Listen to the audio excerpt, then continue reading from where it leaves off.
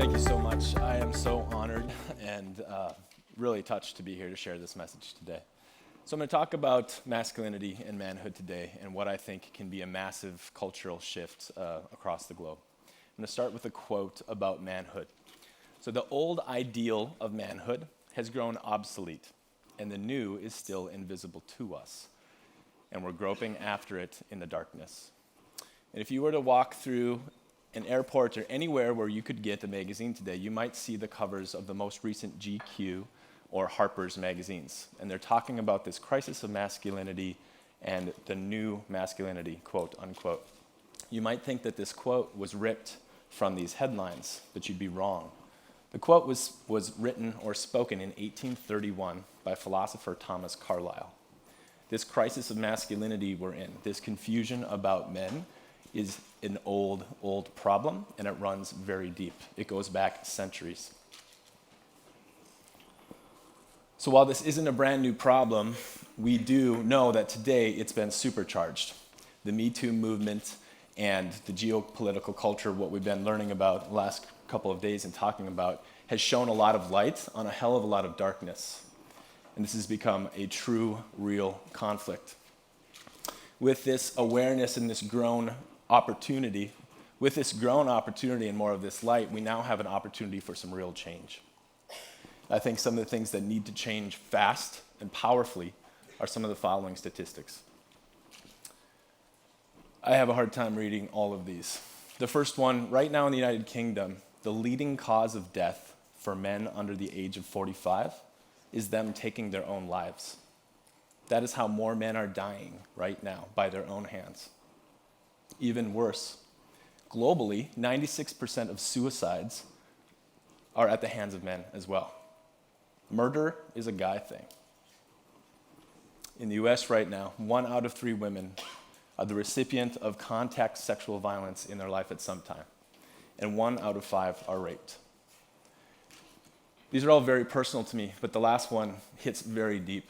My beautiful wife, Elise, who is here with me.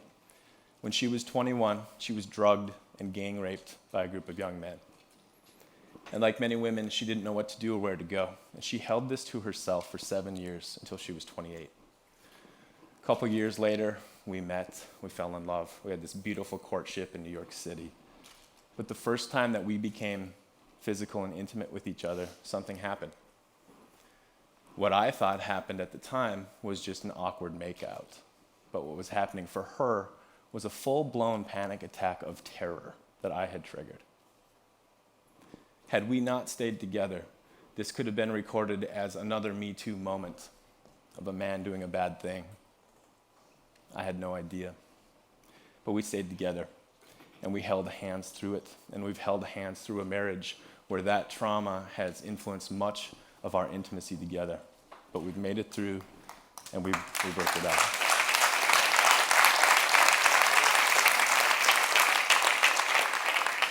So I want to be clear about what's happening. I want to call it what it is. There's a global epidemic of violence right now at the hands of men. This violence goes outward to other people, and it goes inward. Men are hurting others and themselves. And so it begs the question, is masculinity toxic? Are men bad? I think from 30,000 feet, if you looked at this just from the data, maybe. Maybe it is. I think that's a fair assumption. But I have a different hypothesis and a different experience, and I've dedicated my life to exploring the hearts of men, the truth and the reality of men. And I started to form this hypothesis about 15 years ago. I'm going to tell a story about how it started. So I was 22, and I fancied myself a novelist. I wasn't really. I lived in Panama City, and this is back when there were internet cafes, which I don't think exist anymore. I ran out of money. I needed to go home and get a job, so I went on Craigslist. And I found a job ad for a wilderness therapy guide. I didn't know what it was, but I was intrigued. Fast forward 2 months later, I'm sitting on a 10 by 10 square tarp in the middle of the desert wilderness.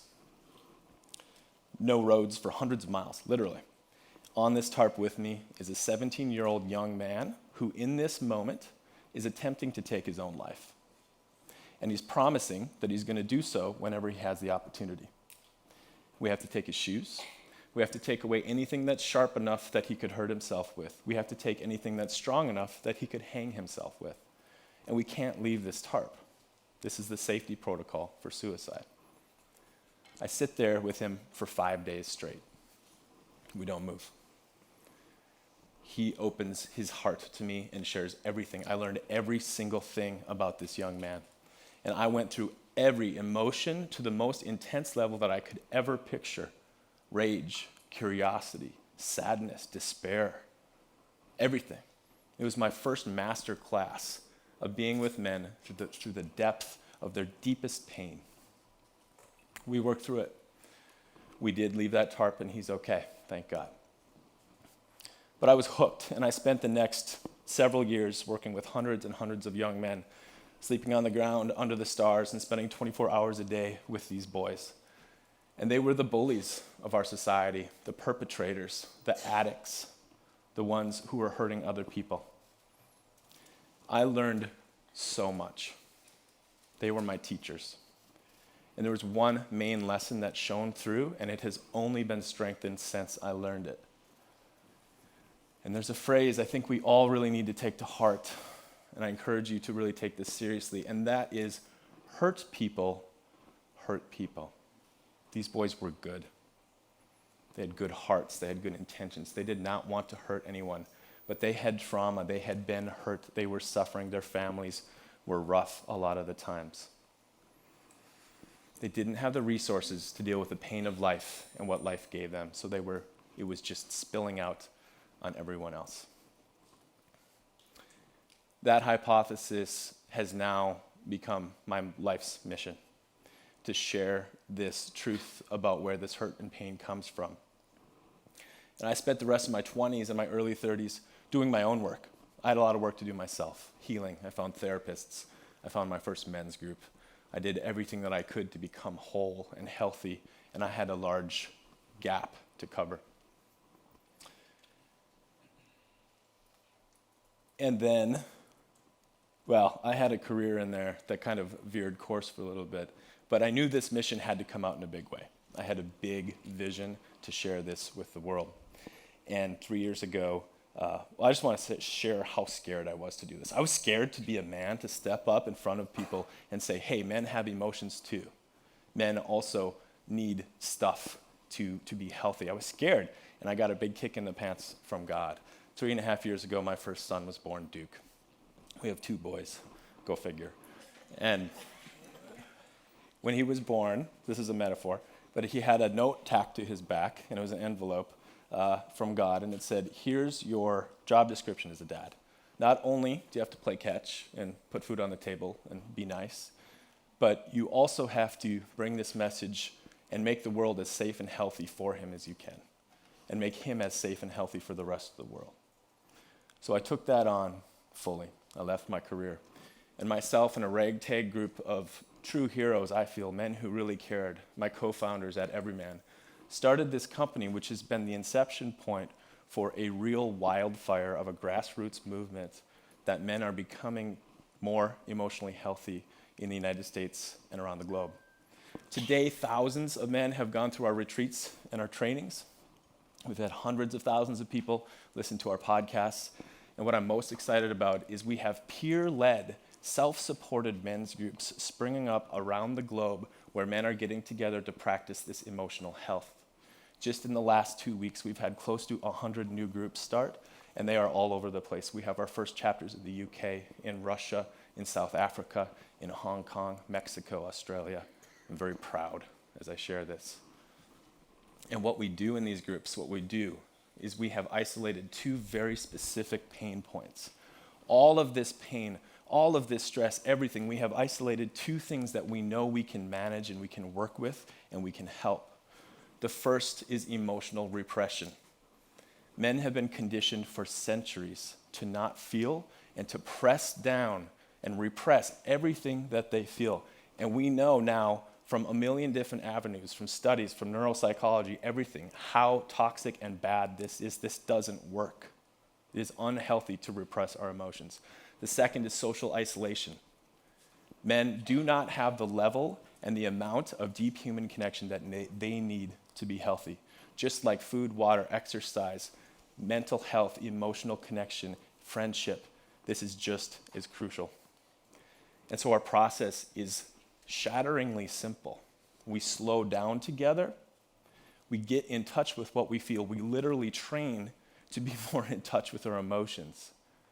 And we take the risk of sharing them with other people. For men, this is often completely revolutionary. And the results are shattering as well. And this starts to trickle into our places of work, into our families. Men become better fathers, better partners, husbands, bosses, colleagues. It truly makes a massive impact. I'm going to share my most personal and impactful story of how doing this has changed my life. So 2 years ago in April, I led a retreat, as I usually do. 60 men came into a barn in the Berkshires of Massachusetts. But this was important because my dad came.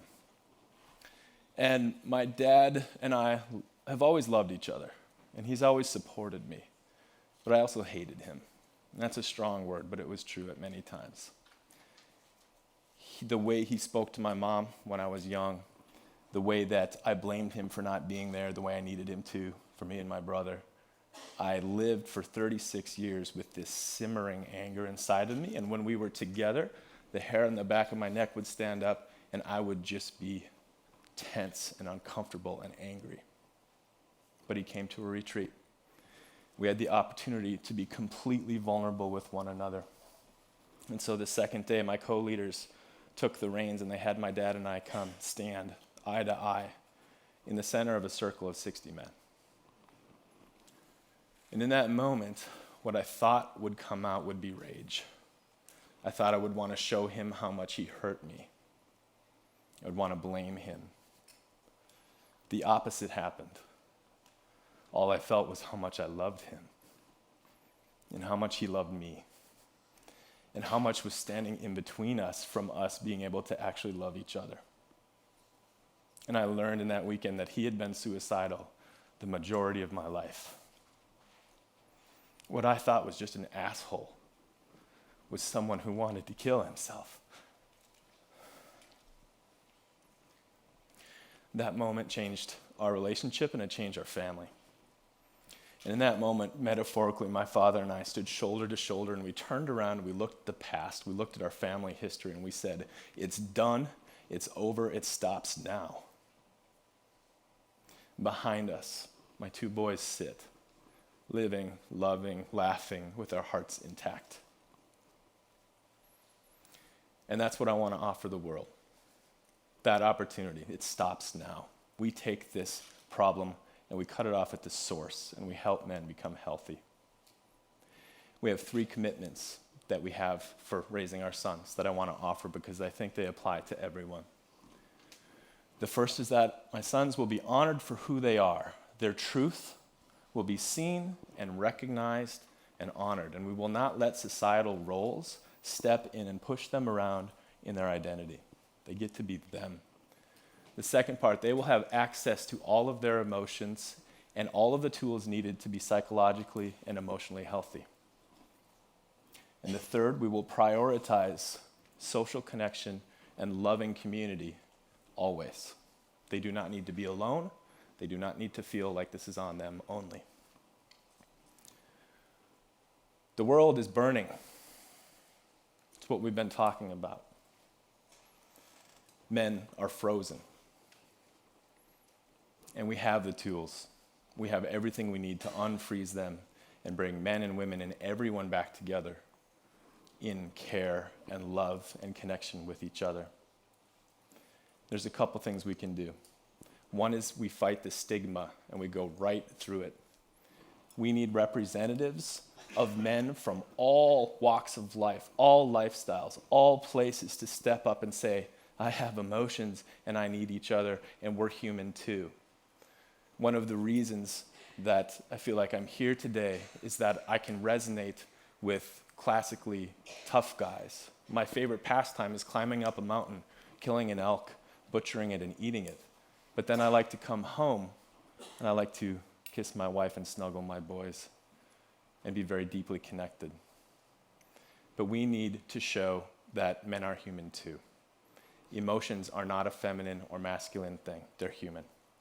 And this is not just man's issue either, it's for everyone. We can all take the time to slow down and see the humanity in each of us and really take care of our most basic pressing needs. And when we do that, things change. Healthy men do not purposefully hurt people. Healthy men love, and they give, and they serve. Thank you.